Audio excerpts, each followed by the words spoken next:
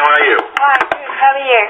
Now, riding for the disabled at Tall Timbers at Box Hill, you're the staff coach. You have been in that position for 5 years. Could you tell our listeners a little bit about the history and the role that you perform out there at Tall Timbers? Yeah, RDA was started in New South Wales around 30 years ago. We've been at Box Hill for the last 10 years. And basically what we do is provide horse riding and other equestrian activities for people with disabilities.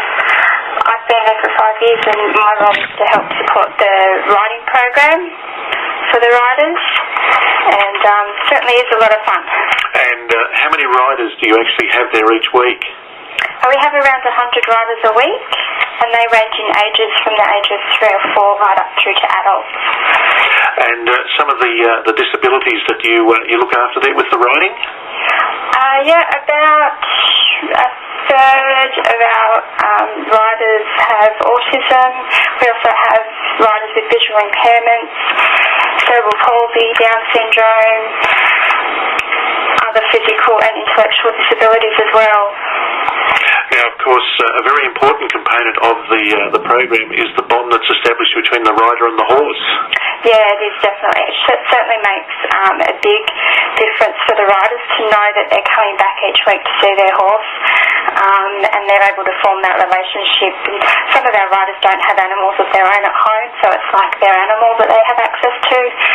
They also have, they get to know the same volunteers each week, so that's also a good relationship building opportunity for our riders as well.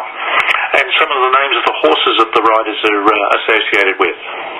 We've got Ishma, Angel, Pippa, Polly, Boomerang, Indy, Aussie, Apex, Kruger, Savannah, Floss, and Jet.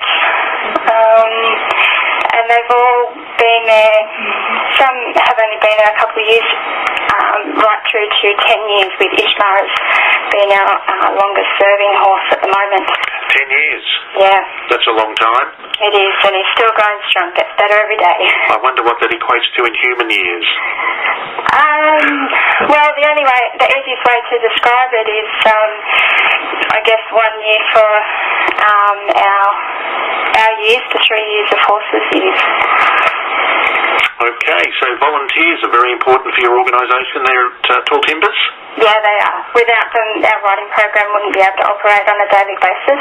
They're involved in the riding program, in preparing the horses, leading the horses in class, assisting the coaches prepare the games and activities that we do. They're also the backbone of our fundraising. They're there selling sausages, selling raffle tickets, anything else that we're doing for fundraising.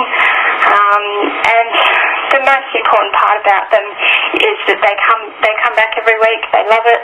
We love them, and we have a lot of fun together. And it's also a bit of a social scene for them as well.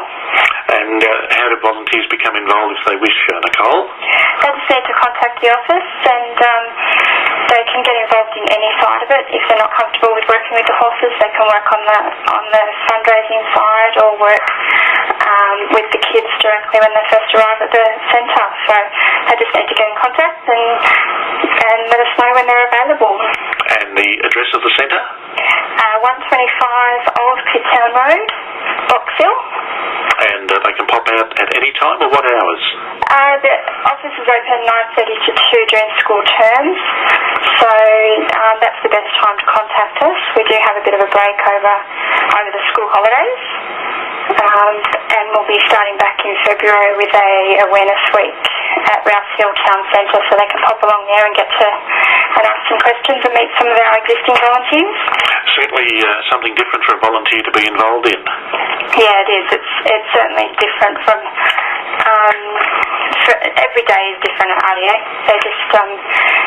Although we have the same kids and the same riders, there's always different experiences for them, so it's a great thing for them to get involved in. Now, of course, recently 4 of your riders competed at the state titles and went very, very well. Yeah, they did. We had 4 personal bests, basically. Amanda Wilson riding Gossip was the Section C champion. Danielle Waymark riding Barrow Microdot was the Equal Reserve Section C champion. We also had Natalie Gross, who came first in her walk tests, and we had Erin Christie, who came first in her events as well. So what's next on the calendar, Nicole?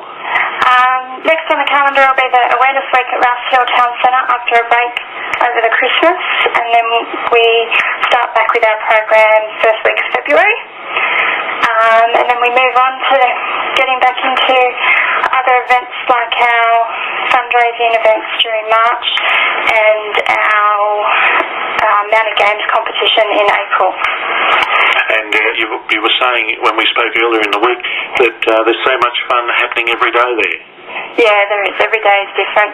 We have a laugh about everything that happens. It's one of those environments when you're working with kids and animals, there's always going to be something that makes you laugh, and we do. We have a lot of fun. And the most difficult is that first week, you said? Yeah, the first week is difficult for the riders, particularly those that are so fearful of such a large animal. They do find it. Some of them find it hard. Some of them take to it like a duck to water. But the hardest part for them is certainly taking that initial leap. Once they're on, they know they can do it. They're on every week, and they absolutely enjoy it. So it's great. So Nicole, the address again of the Tall Timbers? Yeah, it's 125 Old Pit Town Road, Box Hill. And your website? talltimbersnsw.org.au. Well, Nicole King, a staff coach at the Riding for the Disabled at the Tall Timbers at Box Hill, thank you very much for joining us online this morning here on 2CCR 90.5 FM on Saturday Sports Roundup. Thank you very much.